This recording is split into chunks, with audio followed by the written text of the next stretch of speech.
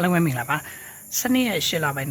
2026ဒီကနေ့မှရရှိထားတဲ့ဥရောပဘောလုံးလောကရဲ့နောက်ဆုံးရအပြောင်းအရွှေ့သတင်းကိုကြည့်ရမယ်ဆိုတော့ Chelsea အသင်းကတော့ Ryan Vigano အသင်းရဲ့လက်ဝက်ကစားသမားဖြစ်တဲ့ Chamara ကိုဒီကနေ့မှပဲကလပ်အသင်းကအပိသက်ခေါ်ယူနိုင်ခဲ့ပြီဆိုပြီးတော့မှဖော်ပြထားတယ်အသင်းအဓိကကစားသမားဖြစ်တဲ့ Masco Koyala အသင်းကနေထွက်ခွာခဲ့ပြီးဒါကျွန်တော်တို့ဗိုလ်လေးအစားထိုးခေါ်ယူမှုအနေနဲ့ Chamara ကိုခေါ်ယူခဲ့တာဖြစ်ပြီးတော့မှပြောင်းရွှေ့ခြင်းနဲ့ယူရို19တန်းအပေါ်စုချင်း2တန်းစုစုပေါင်းဒါ21တန်းသာပေးချေခဲ့ရတယ်ဆိုပြီးတော့မှ Fabrizio Romano ကဖော်ပြထားတယ်လက်ရှိမှာဗိုလ်လေးအသက်28နှစ်ရွယ်ဒီကစားသမားကနီးပြရဲ့ဒါကျွန်တော်တို့ဗောလေနိဗ္ဗာန်စာပေအလွန်ဆိုရဲ့အနာဂတ်အစီအစဉ်တွေမှာဒါကျွန်တော်တို့ပတ်ဝန်းသွားဖို့အခြေအနေရှိပြီးတော့မှဒါကာလာရှီအသင်းနဲ့သဘောတူညီမှုရရှိခဲ့တယ်ဆိုပြီးဖော်ပြထားတယ်တစ်ဖက်မှာလည်း Chelsea အသင်းရဲ့ပေါ်တူဂီ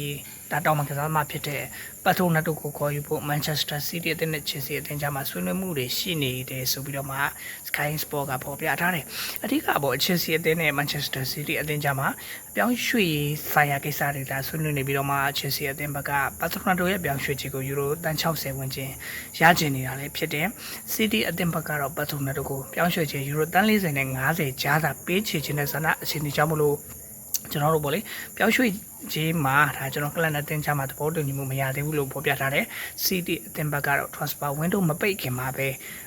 ဒါဗောလေ Chelsea တင်ရဲ့ပေါ်တူဂီတောင်မှကစားမဖြစ်တဲ့ပတ်ထုံနတ်တို့ကိုခေါ်ယူသွားဖို့စံတားရှိတယ်ဆိုပြီးတော့လေဖော်ပြထားတာလည်းဖြစ်တယ်တစ်ဖက်မှာလည်း Manchester City အသင်းရဲ့ကျွန်တော်ဗောလေစပိန်ကွင်းလေကစားမဖြစ်တဲ့ Rodrigo တော့ဒါ Barcelona အသင်းကခေါ်ယူဖို့ဒီကနေ့မှာပြောင်းရွှေ့ချေယူရိုတန်60နဲ့စတင်ကမ်းလှမ်းခဲ့တယ်ဆိုပြီးတော့မှ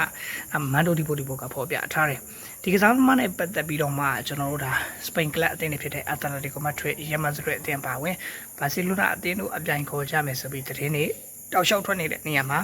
Barcelona အသင်းကကနအူပြောင်းရွှေ့ချေယူရိုတန်60ဝန်းကျင်နဲ့စတင်ကမ်းလှမ်းခဲ့တာလည်းဖြစ်တယ်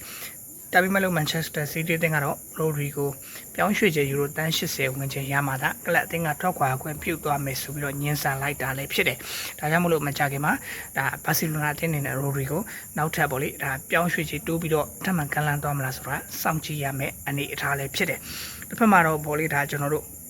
ဒီမကြသေးခင်မှာ Juventus အသင်းနဲ့